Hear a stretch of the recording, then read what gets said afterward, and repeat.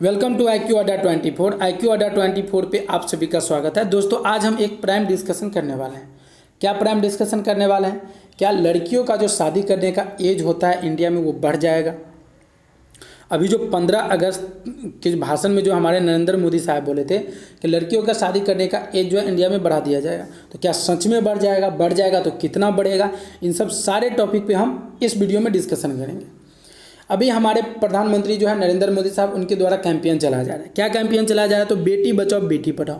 और ये हद तक ये कैंपेन जो है सफल भी रहा है। आप कोई भी सामान खरीदते हैं, जैसे खाद्य सब का बोरी खरीदते हैं, तो उस पर लिखा हुआ रहता है, आपको एक टैग मिलेगा कि बेटी बचाओ बेटी पढ़ाओ। आप ट्रेन में यात्रा करते हैं तो वहाँ पर भी लिखा रहेगा।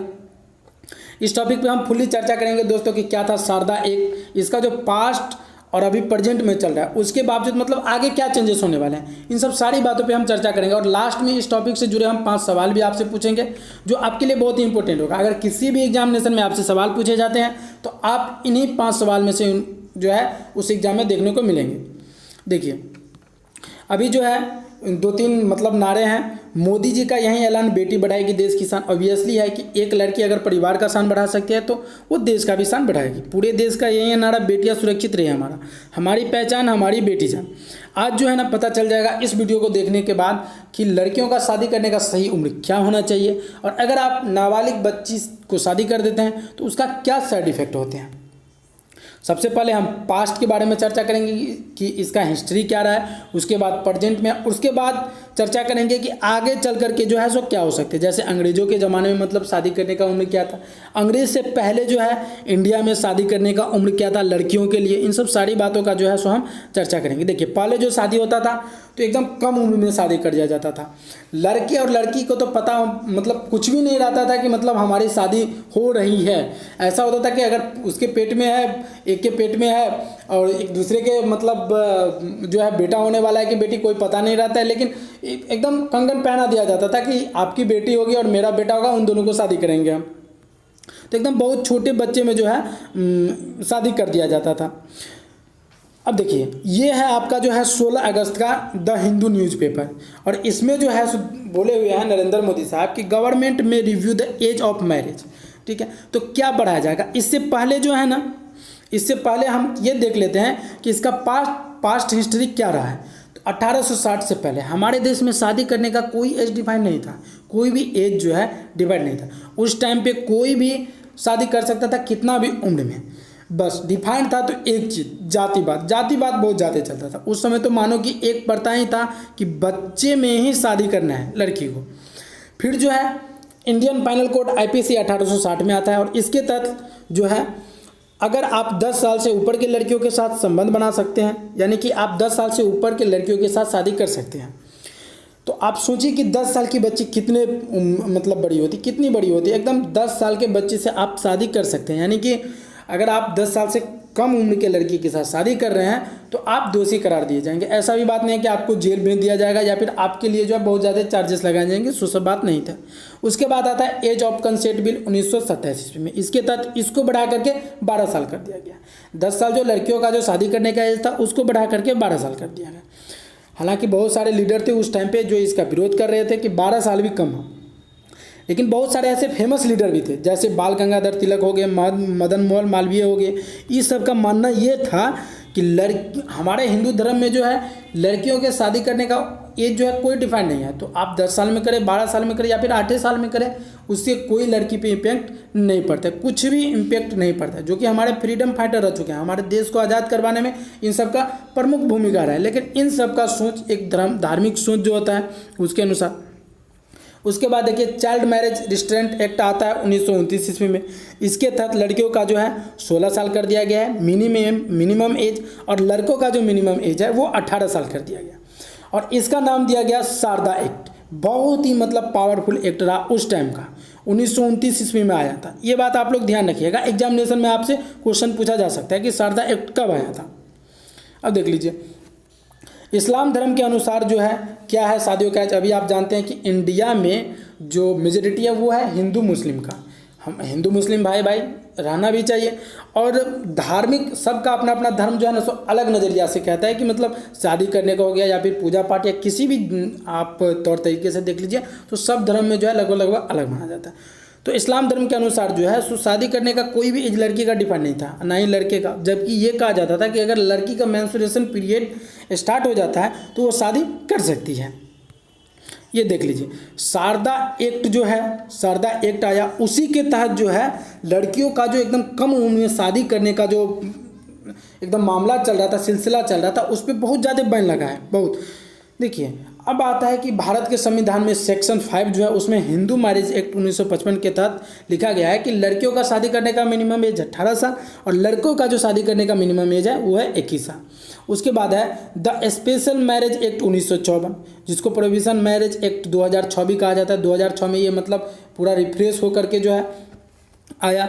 इसके तहत जो है यहीं लड़कों के लिए शादी करने का मिनिमम में एज 21 साल रखा गया और लड़कियों के लिए 18 साल मिनिमम एज रखा गया, और यह अभी भी यही चल रही है। लेकिन आप खुद सोचिए कि कितना प्रतिशत जो है इसके अनुसार हमारे इंडिया में शादी होता है। हमारा जो इंडिया है भारत, वो ग्रामीणों का देश माना जाता है, किसानों का देश माना जाता है। 70% से अब जो है अभी यहाँ पर रूरल ग्रामीण क्षेत्र पाया जाता है। तो आप किसी भी कानून को लाए हैं या किसी भी कानून लागू किए हैं तो उसको प्रचार प्रसार करना बहुत ही जरूरी होता है। अभी तो दर देहात में मान लीजिए कि 18 साल पहुँचते पहुँचते समझिए तो 40% से ऊपर, 50% से ऊपर लड़कियों का शादी कर दिया जाता है।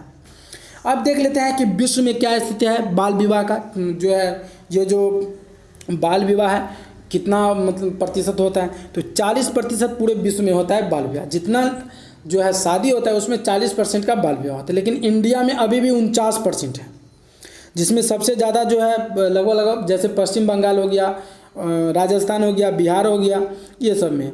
सबसे कम किस राज्य में है, ये सवाल आपसे बन सकता है कि सबसे कम जो है बाल विवाह किस राज्य में होता है, तो हिमाचल प्रदेश में, जहाँ पर सिर्फ 9% होता है। भारत का बाल विवाह में विश्व में दूसरा, बाल विवाह के दर मामले में विश्व में दूसरा स्थान है, जबकि सबसे ज़्यादा बाल विवाह जो है विश्व में इंडिया में ही होता है।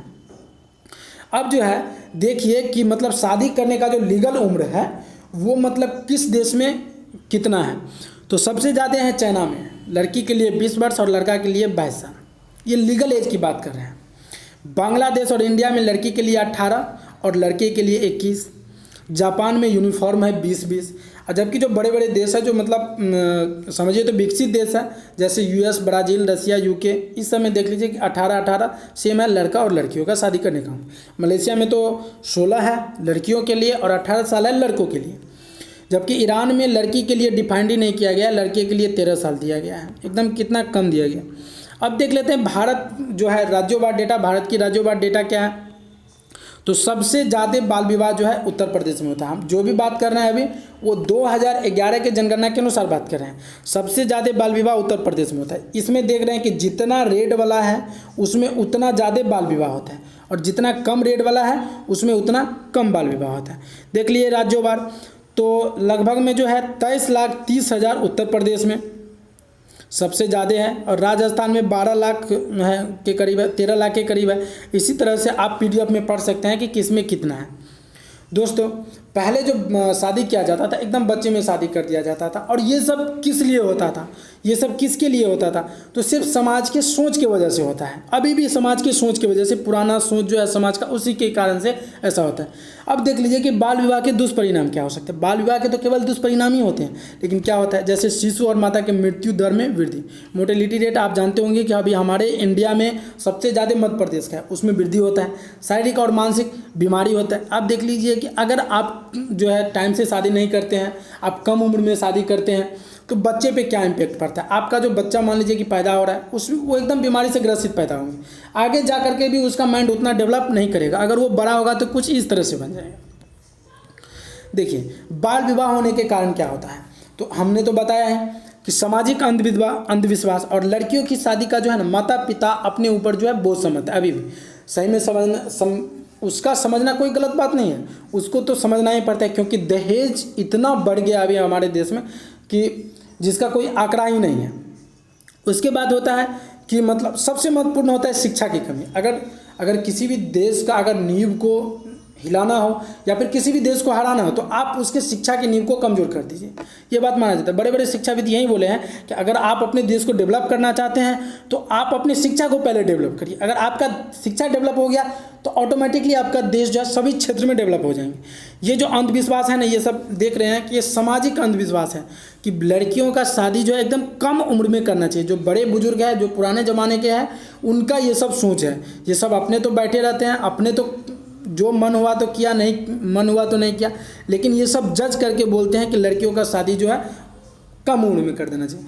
आप देखते हैं दोस्तों कि प्रेजेंट टाइम पे मतलब क्या चल रहा है। तो 15 अगस्त को प्रधानमंत्री माननीय नरेंद्र मोदी जी अपने भाषण में बोले कि बेटियों की शादी में होगी परिवर्तन, यानी कि उसके उम्र में परिवर्तन किया जाएगा। 15 अगस्त के दिन पे बोले थे। अब देख लीजिए, इससे पहले 2019-20 के जो बजट के टाइम पे वो भारत के वित्त मंत्री या निर्मला सीतारमण, उनके द्वारा बोला गया था कि लड़कियों का जो शादी करने का एज है उसमें परिवर्तन किया जाएगा। परिवर्तन किया जाएगा तो ऐसा बात नहीं कि घटा दिया जाएगा, उसको बढ़ाया जाएगा। 18 है तो 19, 20 या फिर 21 किया जाएगा। 21 से ज़्यादा नहीं हो सकता है और 18 रह नहीं सकता है। अब देखिए, अभी क्या हुआ तो कुछ दिन पहले दिल्ली हाई कोर्ट में एक पिटीशन दायर किया गया था central and law commission of India को, दिल्ली हाई कोर्ट के द्वारा, और उसमें बोला गया था कि लड़के और लड़कियों का शादी करने का जो उम्र है वो यूनिफॉर्म कर देने के लिए, यानी कि 21 साल कर देने के लिए। लेकिन अभी इस पर विचार नहीं किया गया है। बस विचार क्या किया गया, तो अभी जया जेटली की अध्यक्षता में एक कमेटी का गठन किया गया है और केंद्र सरकार ने इनको आदेश दिया है कि इस प्रक्रिया को जल्दी पूरा करें कि लड़कियों का शादी करने का एज कितना होगा। ये है जया जेटली जी, इन्हीं की अध्यक्षता में एक कमेटी का गठन किया गया और इनको जल्द से जल्द रिपोर्ट तैयार करके देना है। अगर आप टाइम से शादी करते हैं तो आप खुद जानते हैं कि अगर आप पढ़े लिखे हैं, आप कोई जॉब कर लेते हैं और टाइम से शादी करते हैं तो एकदम उसका इम्पेक्ट बच्चे पे पड़ता है और एकदम अच्छे बच्चे, एकदम मेंटलिटी उसका एकदम सही रहेगा। आगे वो भी पढ़ लिख करके जो है बहुत अच्छा आदमी बनेगा, एकदम IAS ऑफिसर सब बनेगा। तो ये देख लीजिए, निष्कर्ष क्या निकलता है कि अगर मान लीजिए कि लड़कियों के शादी करने का उम्र जो अगर परिवर्तन किया जाएगा तो कितना होगा, क्या 21 साल से ज़्यादा होगा? तो ऐसा पॉसिबल ही नहीं है अभी इंडिया में। या तो मान लीजिए कि 19 साल होगा, 20 साल होगा या फिर 21 साल होगा, जो लड़कों के शादी करने का एज है। अभी देख लीजिए हमारे विराट कोहली जी को, पहले अपना सेटल, यही चीज़ होता है कि अगर सीखना है तो इस व्यक्ति सबसे सीखिए कि किस तरह से पहले सक्सेस हो गए, उसके बाद शादी किए, अभी खुशहाल जिंदगी बिता रहे हैं। अगर बता रहे हैं आपको कि अगर आप सही में एक टाइम से शादी करते हैं, पहले जॉब करते हैं, चाहे वो प्राइवेट सेक्टर में हो या फिर गवर्नमेंट सेक्टर में, और उसके बाद आप शादी करते हैं तो यकीन मानिए कि उसका इम्पेक्ट, अच्छा इम्पेक्ट बच्चा पे पड़ता है और आगे चल के आपका परिवार भी सुखी रहेगा। अब जो इस टॉपिक से 5 इंपॉर्टेंट क्वेश्चन बनने वाले हैं, उस क्वेश्चन के बारे में हम डिस्कशन करेंगे और ये 5 क्वेश्चन का आंसर इसी वीडियो में आप लोगों को मिलेगा अगर आप हमारा वीडियो शुरू से देख रहे हैं तब। पहला क्वेश्चन है कि निम्न में से किस राज्य के हाई कोर्ट ने शादी के लिए लड़के और लड़कियों का उम्र यूनिफॉर्म करने का सिफारिश पेश किया है? 4 ऑप्शन है, इसका आंसर आपको हमारे कमेंट बॉक्स में लिखना है। उसके बाद है कि इंडियन पैनल कोड कब भारत में लागू किया गया? शारदा एक्ट के तहत लड़कियों का शादी करने के मिनिमम एज कितना रखा गया था? अगला क्वेश्चन है कि provision of child marriage act कितने ईस्वी में भारत में लागू किया गया? लास्ट क्वेश्चन है कि पूरे विश्व में कितना प्रतिशत अभी भी बाल विवाह हो जाता है? इन 5 क्वेश्चन का आंसर आप हमारे कमेंट बॉक्स में लिखिए दोस्तों। और एक बात बता रहे हैं कि इस टॉपिक से अगर आपको किसी भी एग्जामिनेशन में सवाल पूछा जाता है तो इन 5 क्वेश्चन से ही पूछा जाएगा, इसके अलावा नहीं पूछा जाएगा। और यकीन मानिए कि लड़कियों का एज में, शादी करने के एज में ज़रूर परिवर्तन होगा, चाहे वो दिसंबर तक फाइनल जो है हो जाए या फिर उसके बाद ही हो, 2 महीना 3 महीना।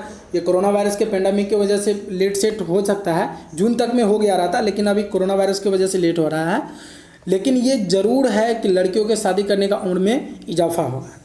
अगर ये वीडियो आपको अच्छा लगा हो, हेल्पफुल लगा हो, तो चैनल को सब्सक्राइब करिए, वीडियो को लाइक करिए और अपने सारे दोस्तों में शेयर भी ज़रूर करिए ताकि आपके दोस्तों को भी इन टॉपिक के बारे में जानकारी मिल सके, सही जानकारी मिल सके। और अगर अभी तक हमारा करंट अफेयर का सेशन ज्वाइन नहीं किए हैं तो आप हमारा करंट अफेयर का सेशन ज्वाइन करिए। तो आज के लिए इतना ही। Thank you, bye bye and take care. अब मिलते हैं कल नेक्स्ट वीडियो में।